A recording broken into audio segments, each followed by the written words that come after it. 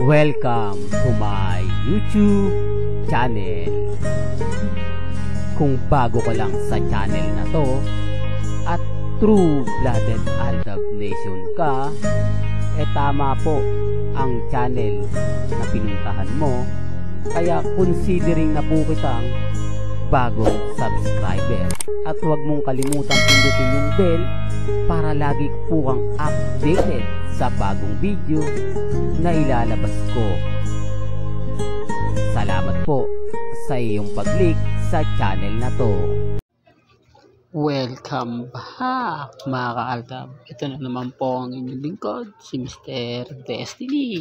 At magbibigay tayo ng update. Bad news nga po ito ngayon mga ka-Aldab para po sa mga Katden fans. Kung bakit ko po ito ina-update, kung bakit ko po ito sinasabi, para lang klaro. Hindi po ba? Ito nga po kasi yung pagwawakas o yung tipong pagluluksa ng mga Katden fans. Hindi po ba na nawala na po yung pag-asa nila na muling mabuhayan. Dito mga ka-Aldab, pagpapatunay lang to na binabasag natin sila. Kumbaga nawala na po sila ng pag-asa sa mga sinasabi ko o sa mga nakikita po ninyo sa social media. Respeto na lang po sa mga taong kumbaga tatamaan. Respeto na lang po sa mga taong kumbaga magre-react. Ito ay trending po sa social media. Although sasabihin nila hindi ko dapat to ina-upload, ina-update dahil hindi naman po tayo Katden fans.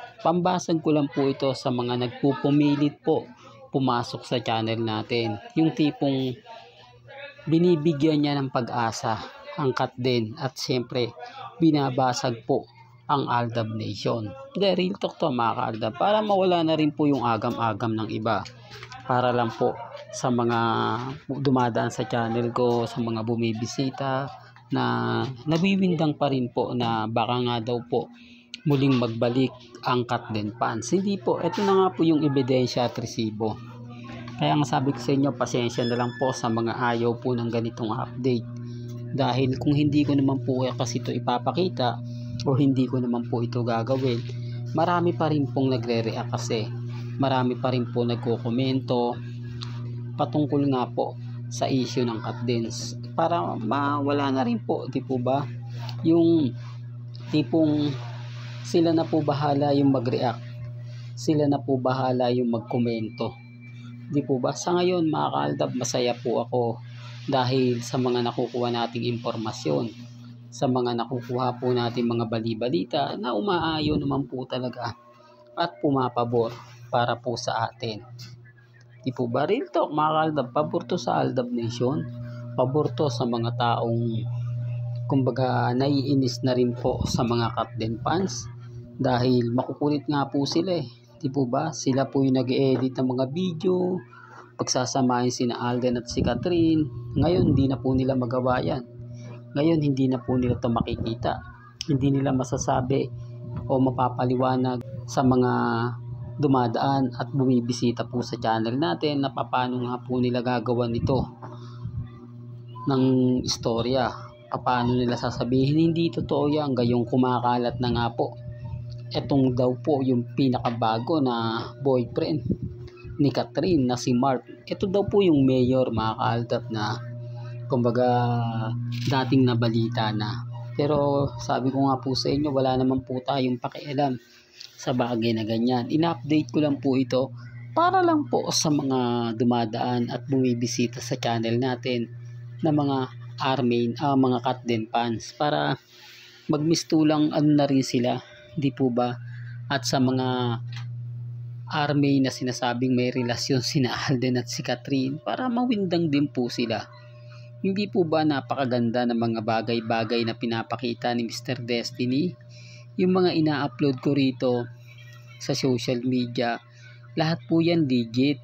Hindi ko inedit yan. Never tayong gumawa ng hindi pinag-uusapan.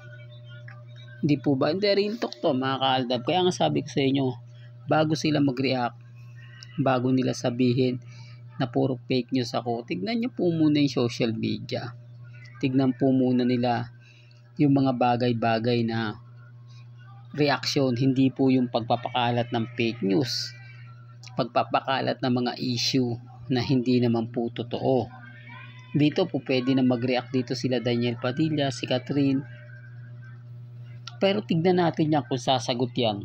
Kasi si Alden hindi nagre-react, di po ba? At sabi nga po nila, si Mengay hindi na raw po makikita sa Itbulaga.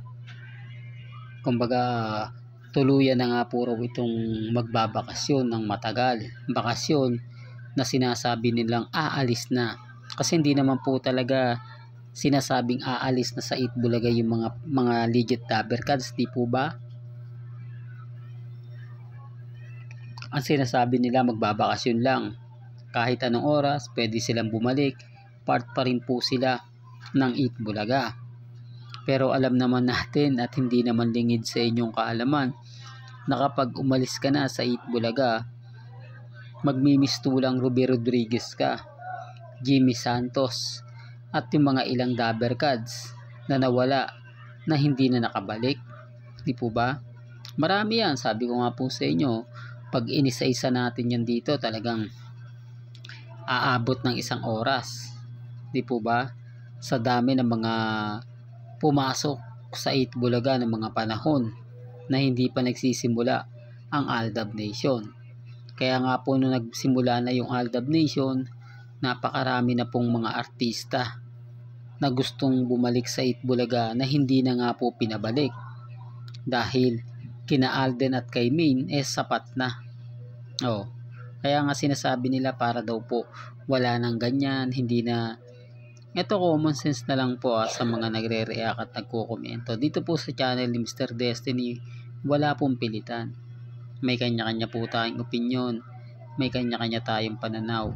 Depende na lang po yan sa magiging pahayag, lalo na po ng mga taong bitter na bitter po sa channel ni Mr. Destiny. Ginagawa ko lang po ito pambasag po sa mga Katden fans. Yun lang po yung layunin ni Mr. Destiny, hindi po update para po sa kanila. Ito po pambasag lang po sa mga Katden fans. Ulitin ko, hindi po ito update para po sa kanila.